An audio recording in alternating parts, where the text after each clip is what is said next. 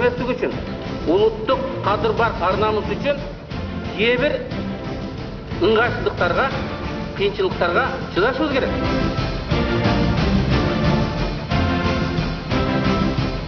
Жаңы өкмөт түзүлдү, жаңы парламент түзүлдү. Биз убактылуу өкмөт сыймыктанабыз. Берген убадабызды тоскоолдуктарга карабастан, кыйынчылыктарга карабастан аткардык. Анын результаты мына силерсиздер.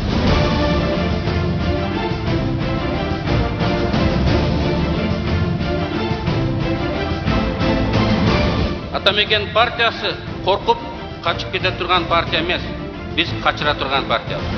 Өмүрбек Текебаев кыргыз мамлекети азаттыкка ээ болгон алгачкы жылдан бери карай парламенттин ар жолку чакырылышында үзгүлтүксүз ишмердигин улантып келе жаткан жалгыз депутат. Мамлекеттүүлүктүн төптөлүшүндө анын салымы зор. Ал чындык үчүн күрөшкөн, ар дайым курч ойлорун айтып келген бир уч саясатчылардын бири. Бул чакырылышта урматтуу депутаттар, секретарь ачып коюп. Өкмөт жогорку кеңеш менен эсептешпейт. Коалиция менен эсептешпейт. Эми урматтуу депутаттар, сот реформасы боюнча. Сот реформасы жүрбөй калды, конституция күнөөлүү дейт. Конституция эмес, биринчи кезекте президент жана анын аппараты күнөөлүү. Батыкаевди оорулуу деп чыгарып жиберген судьяны жогорку сот кызматтан алынсын. Экинчи мамлекеттик ишке жолотпосун деген чечим кабыл алды. Жогорку кеңеш, Атамекен фракциясы эмес. Ал азыр чоңоюп эл аралык сот, райондор аралык сотко судья болуп дайындалды. Биздин фракция туура эмес. Урматтуу президент, койбоңуз десе коюп салды. Бүгүн сунуш кылынган депутаттар кол коюп сунуш кылган вариант өтсө, бул контрреволюциялык аракет. Биз 10-жылга кайра барабыз. Президент анын айланасы Конституцияда көргөзүлбөгөн ыкмалар менен өлкөнү баштап келет. Мына президент болуп бар. Аны токтотконго мен өзүмдүн милдетимдин деп эсептейм. Таппайбы? Дагы мына 1 жыл бар. Мародерди жакшы издеп чыкса өзүнүн партиясынан чыгат. Эгер таба албаса мен жетелеп алып барып көргөзөм. Мен мына кайрылам, Атамбаев, мен Текебаев, эч жакка качпайм. 1 жылың бар. Тап. Таппасаң, мөөнөтүң бүткөндөн кийин өзүм сүйлөшөм. Эркек болсоң тап. Мен Текебаев эркекмин, эч жакка качпайм. 5 жыл ал жерде мыйзамсыз захват кылып 10-жылдын апрелинен баштап басып отурушкан. 5 жыл өткөндөн кийин унутулду го деп ал жерде оформить этишти. Домохозяйка болуп жүргөн Атамбаевдин аялында 10-жылдын аягында $3 миллион кайдан пайда болду? Эмне үчүн башка убактылуу өкмөт мүчөлөрүнүн аялында пайда болбой, бир эл Атамбаевдин аялында $3 миллион келип калды? Жок. Колунан жетелеп иштетесизби, Сооронбай Шарипович? Анан ары министр болуп келип калсаңыз, кризисте деди. Кризистин негизги күч себебин айтып бериңизчи. Атамбаев кризис болуп атат, күч себебин айтыңыз. Тапшырмалар жөнөтсө керек ошол үчөөнү чечесиндер. Үчөөнү айтыңыз. Биринчи Текебаевди камайсың деп жөнөтүп атат. Билбейсиң. Ким менен жыйыныңыз бар? Эмне деген? Кандай жыйыныңыз бар? Мен 3 жыйыным бар. 3 жыйыным бар. Жыйынды токтотуш керек. Эң чоң жыйын бул жерде. Эмнеге мен токтотушум керек? Койгон премьер-министр. Мен сүйлөйм, эмнеге токтотконун билесиңер. Болбосо отставкага кеткиле. Мен сүйлөйм, ошондо эл да билет, отставкага кетип, өзүңөр да билесиңер. Жыйыным бар деп. Эмне кыласыңар ди? Бир маселени чечпесеңер, Кудай буйруса деп отурасыңар. Бир маселени чечкениңер жок. Текебаев бийликтин бардык бутактары, анын ичинде президент да Конституцияда аныкталган ченемдерди так сакташы керек экенин нече ирет көзгө сайып көрсөткөн саясатчы. Тарыхый тажрыйбасына таянуу менен президенттин конституциялык ыйгарым укуктарынын чегинен чыгуусу эртеби кечпи бийликтин узурпацияланышына, авторитаризмге, адилетсиздикке алып келерин элге жана парламентке коркпой, үркпөй эскертип келген жалгыз саясатчы. Ошондуктан ал президентке коррупцияга малынган чиновниктердин бүтүндөй армиясына жаккан жок. Ассаламу алейкум. Агнайын арбай.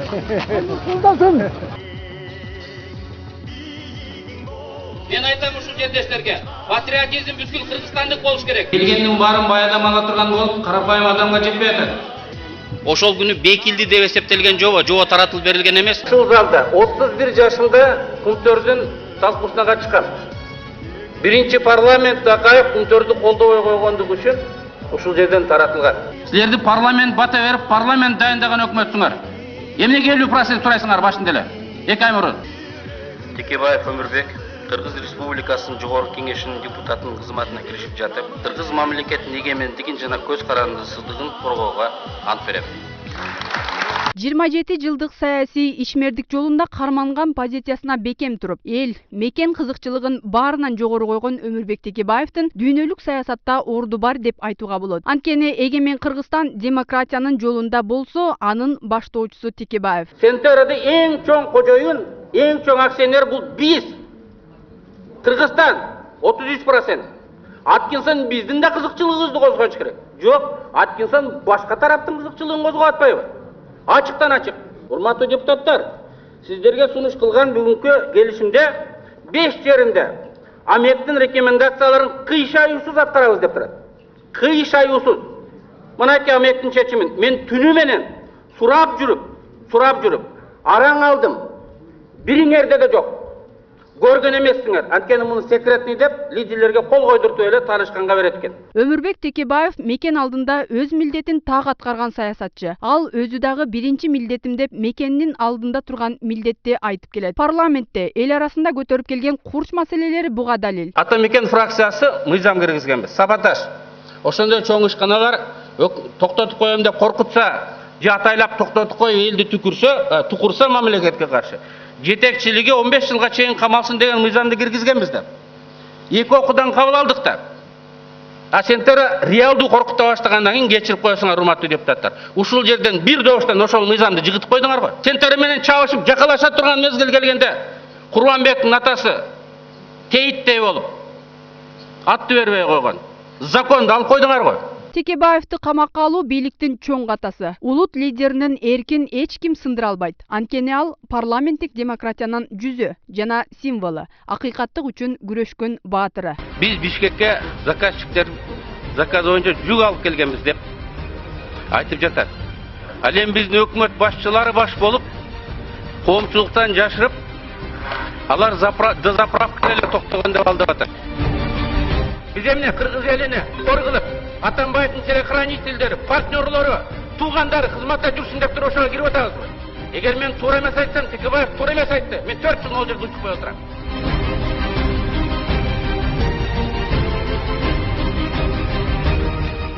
Динар Турдугулова, Талант Жапаров, Сентябрь. Биздин фракциянын позициясын билдирип койгум келет. Америка Кошмо Штаты дүйнөдөгү жападан жалгыз супердержава, эң бай өлкө. Анын президенти дүйнөдөгү эң чоң кызмат адамы. Январда Барак Обама кызматтан кетет.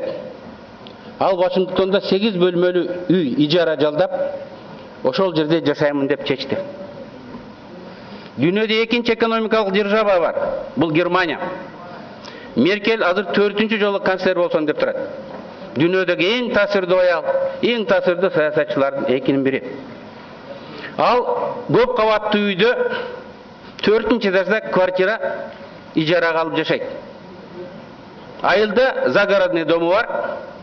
Сүрөтүн көрдүм, 1 этаж мансарды бар, кадимки эле биздин карапайым кыргыздын үй экен.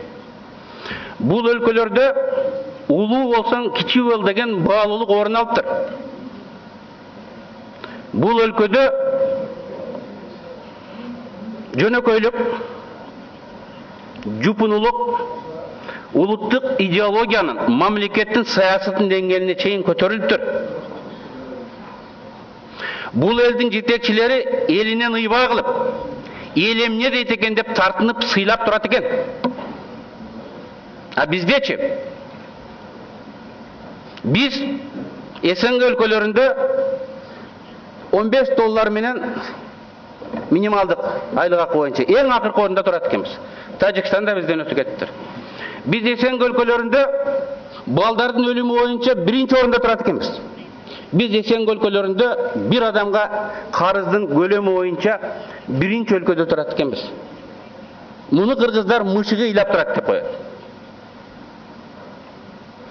А биздин бийликтегилер, аткаминерлер кандай жүрүн турун кылат? Алмаз Атамбаев баш аягы 10 гектар жерге ортосына аларча суусу шаркырап агып бөлүп турган территорияга хан сарай куруп атат. Эмне Обама кура албайт беле? Эмне Меркель кура албайт беле? Элибиз мөңкүрөп карызга батып турганда эмне кылып аласың деп. Ээсин таныбай эсирген, элдин пикири менен эсептешпеген бийлик бизде пайда болуп турду. Мындай монументалдык курулушту императорлор, династиялык императорлор курган. Менин бийлигимдин туруктуулугун, түбөлүктүүлүгүн билдириш үчүн, элдерди баш ийдириш үчүн. Мына бизде кандай идеология калыптанып жатат? Бул эл менен эсептешпеген. Өзүм билем. Байлыкка ширенип, мансапка манчыркаган идеология.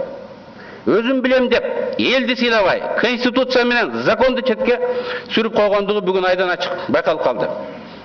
Президент Атамбаевдин оюна макул болбогон адамдарды ал эл алдында эл душманы, эл бузукчусу деп жарыялап, укук коргоо органдарына алардын бир нерсесин таап, бар болсо жок болсо да кама деп ачык өзү уюштуруп өзү буйрук бере баштады. Граждандык активисттерге, журналисттерге өз оюм менен макул болбосо түздөн-түз акарат көргөзө баштады. Кыргыздын бир баалуулугу бар. Сөзгө жыгыл деген.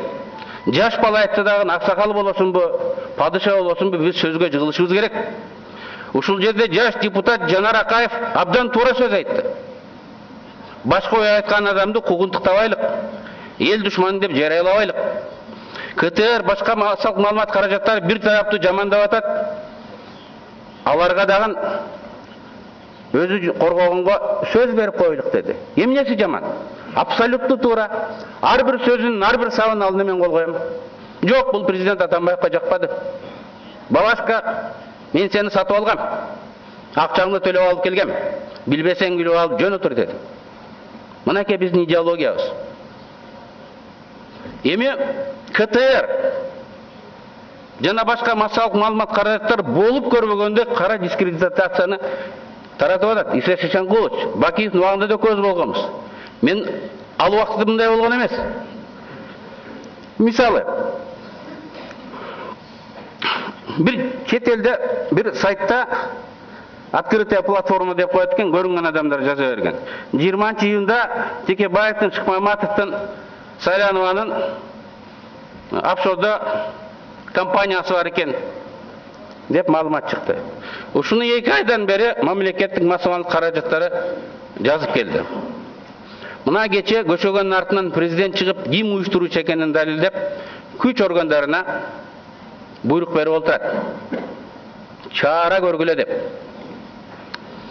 Ал айтат, бизге де Белиз өлкөсүнөн официалдуу кат келди деп белге көргөзүп атат. Мына Белиз өлкөсүнүн өкүлү Бишкекке келген документти билбейм деп кече айтты. Ал жогорку соттун алдындагы регистратор.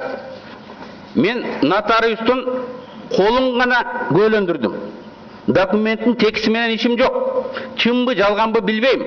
Ал каяктан ал копияны алганын билбейм деп жарыялап атат. Ошол көөлөндүргөн нотариус журналисттерден дагы, юристтерден дагы качып жүрөт.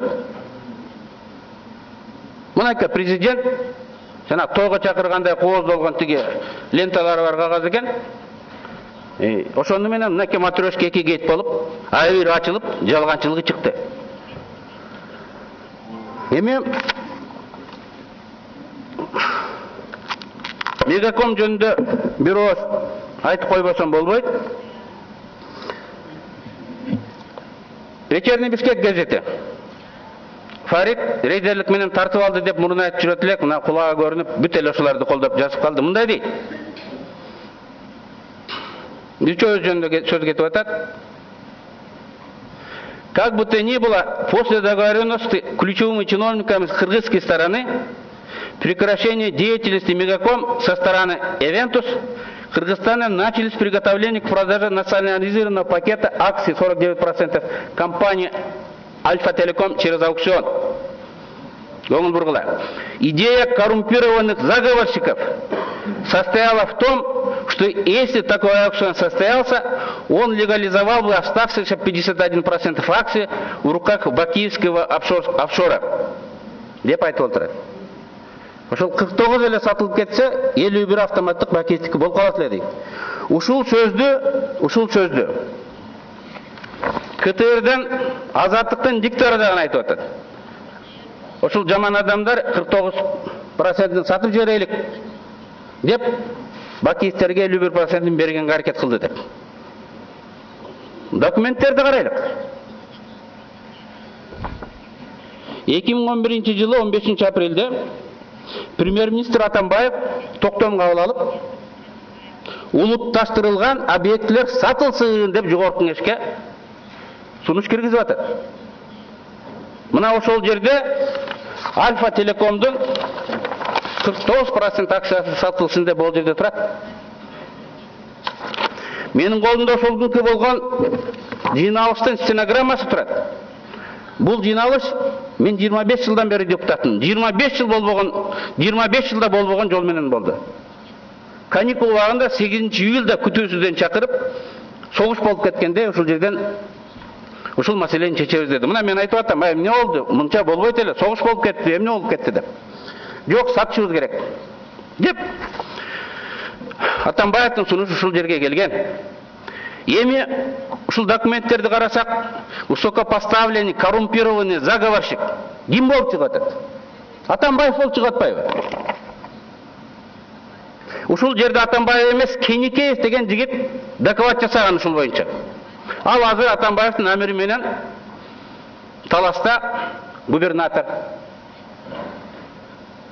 Мына вечерний Бишкек ушул эле статьясында КТР да бир айдан бери айтып, БНК деген заправкалардын тармагы болгон, арзан сатылып кетип, Кыргызстан $29 000 зыян тартып калды, ошону Текебаев жасады деп Нышановго байлап экөөбүз айтып отурат. Петроль Групп деген заправкалар сатылсын деп Атамбаев 11 жылы 15 апрелде киргизип отурат. Ал кийинки премьер-министр Бабановдун убагында сатылсын деп аукционго чыгып атат. Аукционду өткөргөн ошол эле Кеникеев.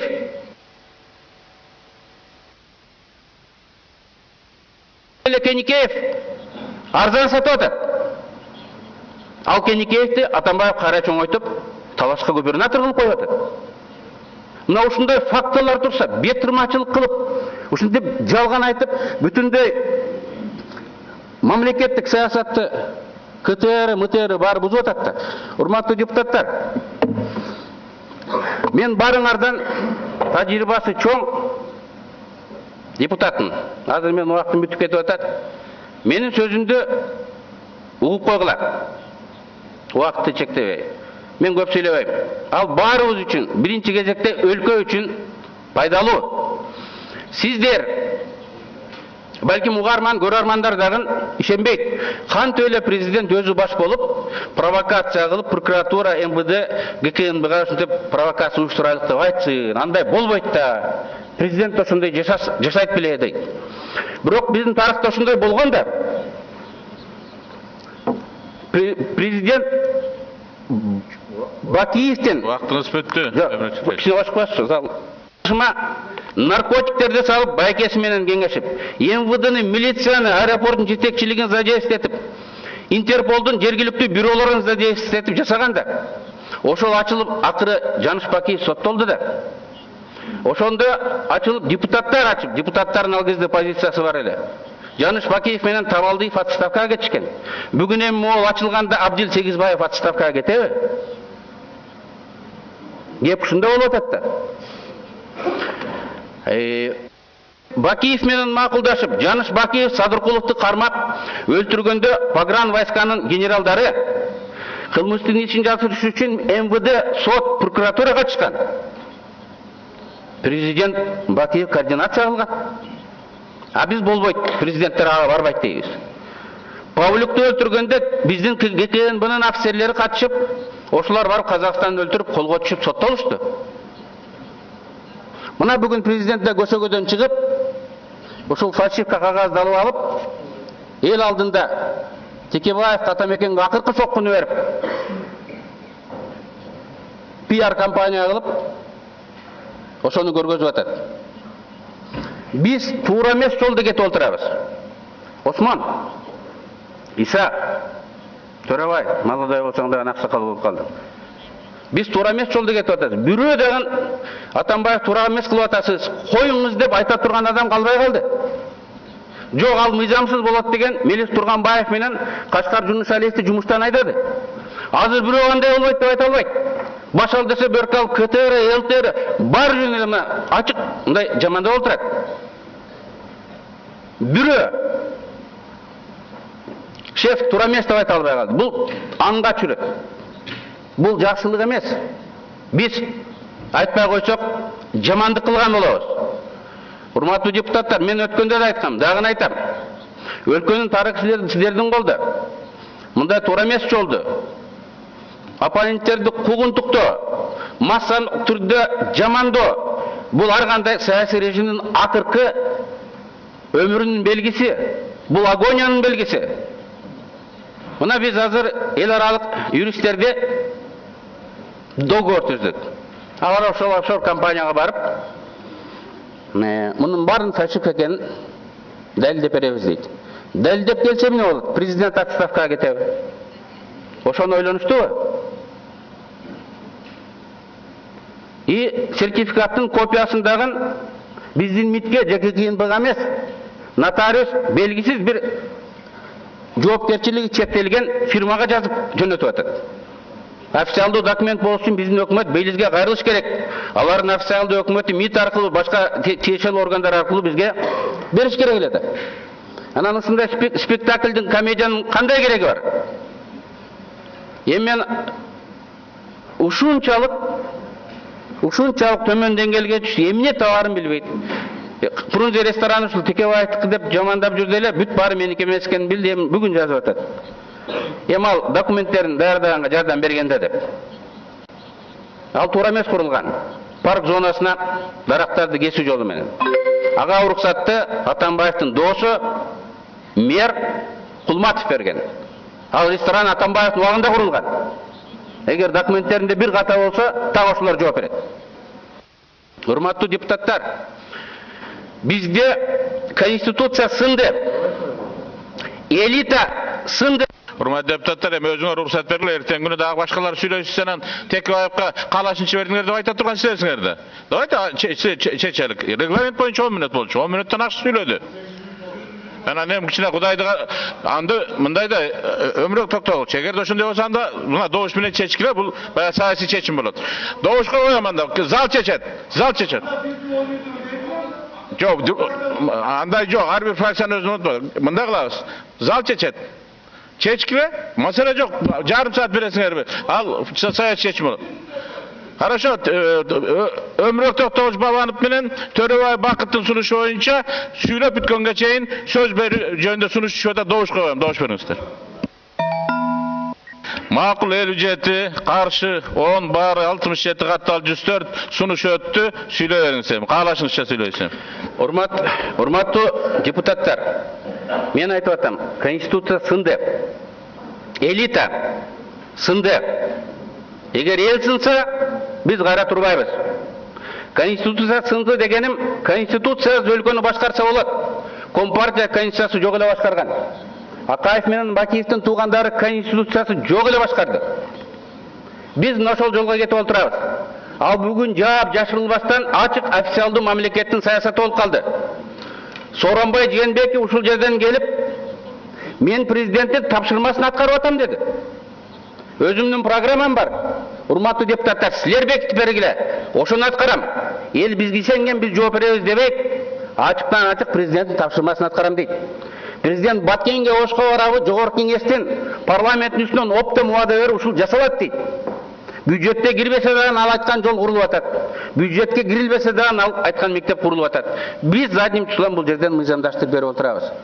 Президент өзүнө берилбеген укуктарды мурун жаап жашырса, азыр ачык пайдаланып, элдин алдында зордук зомбулук менен башкара баштады. Биз ошону токтотойлук деп атабыз. Биз шайлаган өкмөт сиздердин алдыңыздарга келип отчет берип, бул ишти кылайлык деп 1 жылдык программасын ушул жерден бекитип кетсин деп атабыз. Сооронбай Жээнбеков жер-жерлерге барганда улуу урматтуу парламенттин тапшырмасын аткарып атам дегенде болуш керек. Менин кыскача айтар дегеним ушул. Өлкөнү туура жолго буруу, конституцияны калыбына келтирүү. Бул сиздердин колуңуздарда. Биз үй бүлөлүк башкаруудан кетебиз деп 10-жыл аракет кылып, кайра 10-жылга барып калдык. Ал куралданбаган көз менен ар бир эл көрүп турат. Биз көзүбүз көрбөсө болду деп көрмөксөн болгонубуз менен ал маселе өзүнөн өзү жок болуп кетпейт. Эми менин сиздерге кайрылуум. Эми ушундай чоң фальсификация болуп атса, убагында парламент Матрешка гейтте комиссия түзүп иликтеген. Биз дагы жөн отуруп алганыбыз болбойт. Келгиле депутаттык комиссия түзүп иликтейлик. Интерполго кайрылып, чын эле жана атасы алган адамдар офшорго компания ачыптырбы, ошол жакка барып текшерип келсин. Биз макулдугубузду берип, ишеним катын берелик. Ким күнөөлүү болсо жазалансын. Анан жөнөкөй задача логикага. Мен 5-чи президентти көрдүм. 29-чу өкмөттү көрүп турам, ушул залда иштеп атам. Үчөө менен элдешкес душман оппозицияда жүрүп, мыг алсам дагы, квитанциясын алып коюп коем. Эч ким мага тийише албайт. Ошон үчүн коркпойм. Сактык менин ар бир клеткама чейин кирип, инстинкт болуп калган. Кээге досечка болот, билесиңер. Анан эми кантип эле мен Бакиев менен душман аны менен сүйлөшөйүн. Мейли ниетин бузулуп сүйлөштүн дейли. Конституциянын атасы заслуженный юрист. Кантип эле өзүм барып колумду коюп паспортумду берип офшорго өзүм атман фирма ачайын. Мейли мен тентегирээк болоюн. Юстиция министри менен ген прокурор мен артыман ээрчип барып тиге барып ошол жерден тиге өзүлөрүнүн фамилиялары менен офшор ачабы. Эгер офшор ача турган болсо мен өмүрбөк токтогулучка бармакмын, кантип ачса болот деп. Мына күлүп атасың, эл да күлүп атат. Урматтуу депутаттар, мен болгону өлкөнүн келечеги үчүн кооптонуу бар экендигин, ал реалдуу, негиздүү экендигин сиздерге айтып, тарыхый жоопкерчиликти колуңарга алгыла деп дагы бир жолу суранганы гана бул жерге чыктым. Көңүл бургандыгыңыздарга чоң рахмат.